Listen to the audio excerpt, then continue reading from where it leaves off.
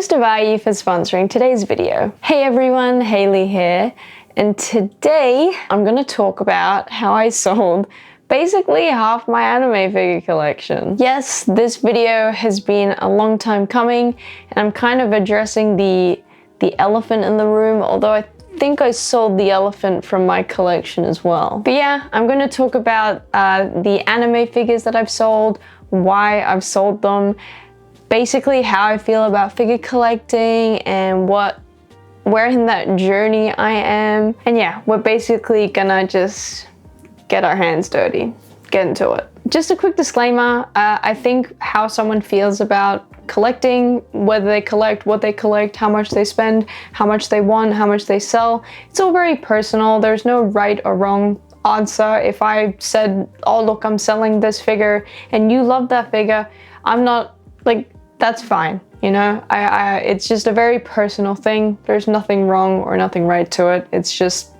pieces of PVC plastic that we like in our rooms. And also, it's like 100% okay, I think, to change your mind about wanting to buy something or not wanting to own it anymore. I've seen a lot of people that post videos about their collection often just say, hey, I'm buying less now, or I don't want to own this anymore, or I want to start collecting that. It's just a fluid thing. Everyone's changing all the time. I don't want to get all deep about it, but yeah. So I'm going to start with talking a bit about just my figure collecting journey and basically what's happened to me in the last year. If you want to skip to the figures that I've sold, I'll put a timestamp in the description below. Speaking of selling figures though, I'd like to talk about today's video sponsor, Vai. So a lot of people in Japan will also decide to sell their anime figures. And if you're interested in getting some really, really good deals on second-hand anime figures, then Vai is here to help. Vai is a Japanese proxy shipping service that lets you buy things from Japan that you otherwise can't. You can then ship it to their warehouse and they will help you ship those items right to your door. You can buy from a ton of places from Vai, such as Rakuten, Mercari, and my personal favorite, Yahoo Japan Auctions, because that's where you find the best secondhand anime figure deals. Vai also supports a huge range of shipping options from air parcel, EMS, Surface, FedEx, DHL. Vai also supports some extra features such as snipe bidding, email filters, protective packaging, package consolidation, and more. You can get some really, really great deals on anime figures, so I highly, highly recommend using Vai to help you snag those for yourself. You can use the link in my description below for 2,000 yen off of your first order with Vai. Alright, so an update on my collecting journey. I actually have a video out about how I got into anime figure collecting and my journey so far, but the sequel to that is now. It's like I started this YouTube channel and I love doing this YouTube channel, but as a result, I definitely bought more anime figures. Starting the channel made my collection size explode. I basically wanted to know more about anime figures, and I would often look at anime figures and look at other people unbox them, and all of these things made me want to buy more anime figures. It's just like this loop. And so I started to buy like all sorts. I bought like bunnies, kimonos, nendoroids, scales, like I don't know, other random knickknacks. I buy like quarter scales, figures from animes I love, figures from animes I found mid, figures from animes that I've watched like 2 episodes of. And then I got into like OCs as well, and like everything just, my collection grew. And like you guys watched it grow as well. But at a certain point, I just got so overwhelmed with my collection. I was so overwhelmed with how much I had, how much room it takes up, how much money that I spent, and also how much money that I had committed to in my pre-orders. And I was suddenly like, oh my God, I've gone too fast. I knew I had to like declutter, that I had to go through and really shrink my collection, but it was just all too overwhelming. And that's kind of when I stopped doing YouTube for a little bit. Like I just did not think about anime figures for like 3 to 4 months. And yeah, that was good. I needed that. And then eventually, I think I was on Twitter and I saw like something go up for pre-order, and I was like, oh, I really want that. I forgot what figure it was, but it's one that I genuinely felt like I really wanted in my collection. But I kind of realized like I was thinking about things differently, because I had realized that I was a little trigger happy and I let my collection grow. I was very selective about wanting this pre-order, and I would see other pre-orders when I scroll through and I'd be like, yeah, that's a beautiful figure, I want it, but I'm not gonna get it. So I kind of realized, like, if I draw it in a graph, that like I like liking things, I love liking things, and I think things are generally nice, beautiful, cute, and so my tendency to like things is pretty high, and I was letting myself indulge into buying them more often than I should. So I would be buying like the top 10% of the things I liked, when really I should be buying the top like 1% of things that I liked. And so now that I realize this, I kind of needed to go through and downsize my collection so that I only had, you know, the things I really, really liked. So after I realized that came the actual like action part, the actual doing part, which is kind of hard. I had a lot of figures and it took a long time to muster up the motivation to actually start putting things in boxes, looking at the box, deciding if I wanted to keep it or not. Some of the decisions were easy, some were hard. I found that the more I chose to sell, the easier the decisions were. And yeah, so I started selling a big portion of my collection, and the more that I sold, the more relieved I felt, and actually the more excited I was to like see what figures are coming out again. So I think I've learned to kind of stay very critical about my collection, at least for myself, because I just don't want my collection to grow above a certain amount. So for me, instead of just buy, I'm gonna have to kind of focus on buying, maybe, and if I bring something in, then maybe I have to sell something. Like, I'm only trying to keep myself to a certain amount of figures. And so, yeah, that's just kind of how my philosophy is now. I live in an apartment and I don't have a lot of space. So space is my main concern, and I'd like to keep myself to the shelves that I have, which is a good system for limiting the amount of figures you have. Physical space works pretty well. But yeah, that's kind of like the behind the scenes story. I still love anime figures, and the figures that I've chosen to keep, I love them. I love looking at them, I love appreciating them, and I think it makes me appreciate the figures I keep even more, in a way, you know? Okay, anyway, I don't want to get too deep. Let's actually talk about the figures that I chose to sell and unhaul. So without further ado, let's get into it. So I'm gonna break it down into categories, and the first one, probably not a surprising one, but it's B-style figures. Freeing quarter scale bunnies. I definitely think the quarter scale B-styles were a bit of like a trend, and I think the trend is on its way out. But I was getting into anime figure collecting at the height of the B-style trend. I remember these were some of the most expensive figures on the aftermarket, and I was addicted. I loved how big they were, I loved the tights, and I loved the collecting aspect of it.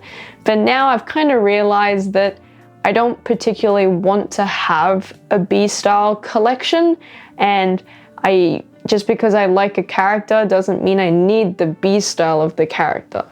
So I'm kind of looking at the figure as its own thing. If I really like the B-style figure and I want it, then I have it, but not because I'm collecting bunnies, and not because I need the bunny for every character that I like. So because I'm only keeping the bunnies that I absolutely love as a figure, I have sold a lot.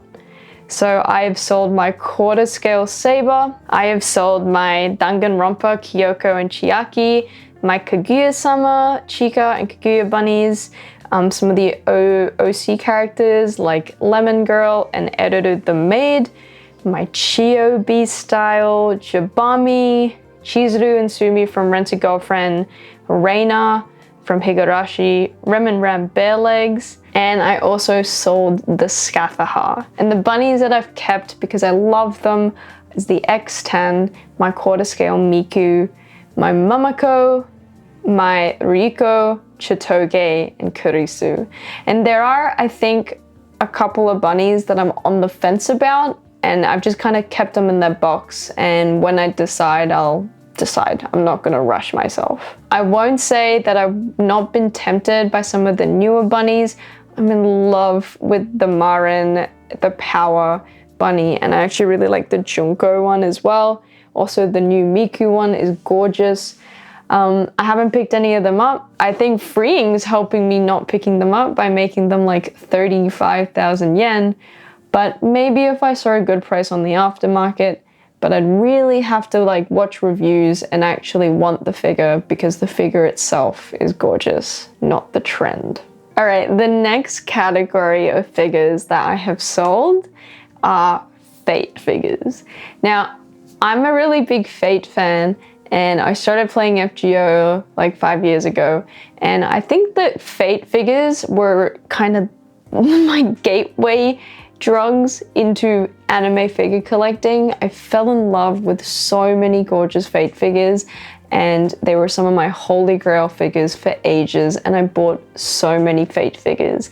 But now reflecting, I don't play FGO anymore. I still like Fate, but I probably don't want as big a portion of my collection to just be from Fate. I kind of want a bit of variety, you know? New animes air, I fall in love with new shows, and I want room for that in my collection.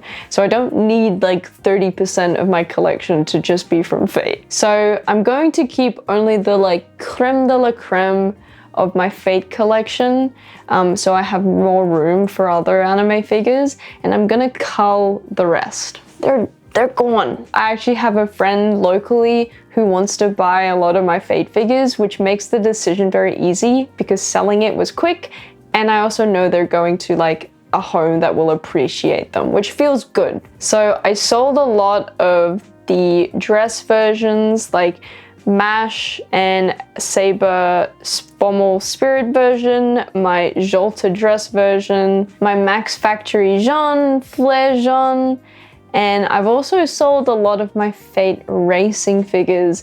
And this is crazy to say because like a few years ago, those were some of my most sought after figures, like my favorite.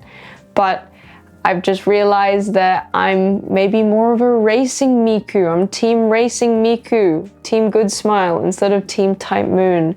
And so I've sold both sets of my Fate racing figures. I sold my Rin Archer costume version, my Shinjuku Saber, my Mamaraiko Saber Alter casual version, sold that one. So what I didn't sell my #1 favorite figure, which is my Jolta by Alter.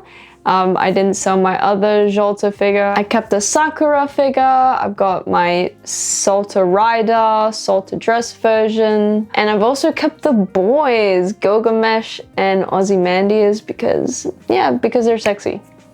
Sue me. So what I've learned from this is that there is no shortage of good gacha figures. So if you're a fan of a gacha and you're collecting figures from them, like it might be worth being a little selective because they're all good. So if you buy the good ones, you're gonna end up with like all of them. All right, moving on to my next category, which I'm calling collectionception. So what I mean by this is that I've unhauled a lot of the collections within my collection. So I had a lot of these themed figures. So in anime figures, there's a lot of like sub collections, like kimono figures, and a lot of people will have a few of them, or China dress figures, or formal evening dress figures, or like edgy tactical wear figures, you know? So I think there's nothing wrong with buying figures because you think they would look nice with other figures, but personally, I'm going to try and stop doing that. I'm gonna try and look at the figure on its own and only buy it if I love the figure on its own. And I've kind of realized that some of these kind of themed figures, I'm just not that big a fan of. I know what I like. I really like tactical wear Neko-esque figures in my collection. They're some of my favorite. So I'll be keeping those vibes, but I'm going to cull a lot of the figures that fall into these other collectionception categories. I didn't think it was worth it for me to kind of buy a series of figures because they would look good together. So one of the first subsections that I realized I wasn't actually that big a fan of was like formal dress and like China dresses. I found that I really liked how it looked on the prototype images and in all of these beautiful like promotional photos where there's wine glasses in the back. But once I actually get the figure, I don't really like, they look like a cake topper to me and I don't really like them that much. I've learned that I really like how pretty and absolutely slay some of the characters are in like beautiful dresses, but I can admire that from a distance and not have to have it in my collection. So I have sold a lot of these figures. So some of the ones I sold, and there's a bit of overlap, but the Fate Formal Trio, the Fate Formal Jean, the Jolta dress. I had a Peony figure from Girls Frontline in a beautiful dress. My Azure Lane Jean Bart dress where she's drinking a cocktail. And similarly for China dress figures, very similar to the formal dress, I feel like it's also very elegant and beautiful, and there's some beautiful paint work on China dress figures, but not something that I actually vibe with so much in person. So I sold my Supersonico in the China dress, as well as a V Singer Good Smile figure. The other big subcategory I'm selling are kimono figures. Kimono figures are beautiful. They're so like traditionally Japanese and they have such beautiful drawings and artwork all through the kimono.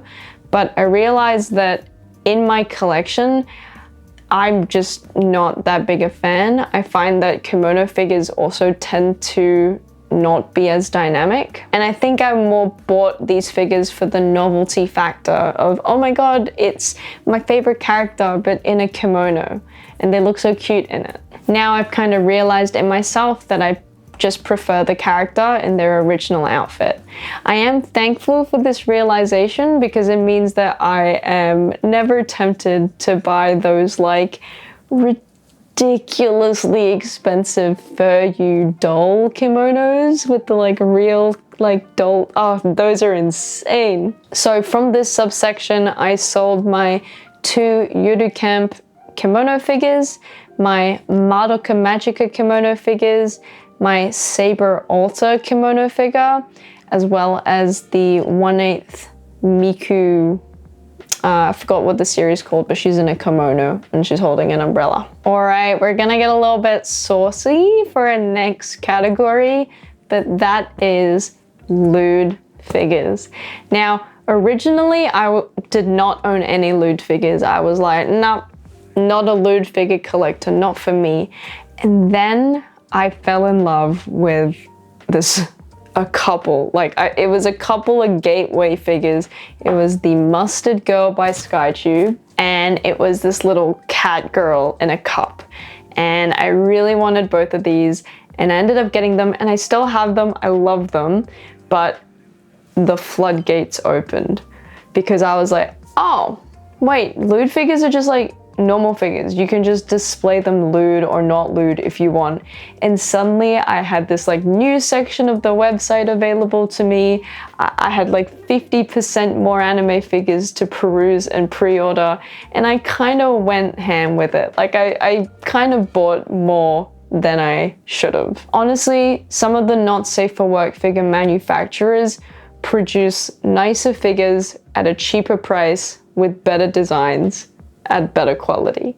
SkyTube and Binding put out, I think, superior figures than their kind of normal safe for work counterparts, and so I was also really impressed with the quality as well. Binding bunnies absolutely shits on freeing bunnies. No contest. And so I'm basically only keeping my absolute favorites, which are a couple of my binding bunnies and a couple of my sky chews. And I'm selling a lot of these other figures. All right, moving on to our next category. In my little doc here, I've just called it figures that are too fucking big. That is apt. That is what I mean. These were some of the easiest figures to get rid of because honestly, I just don't have the space.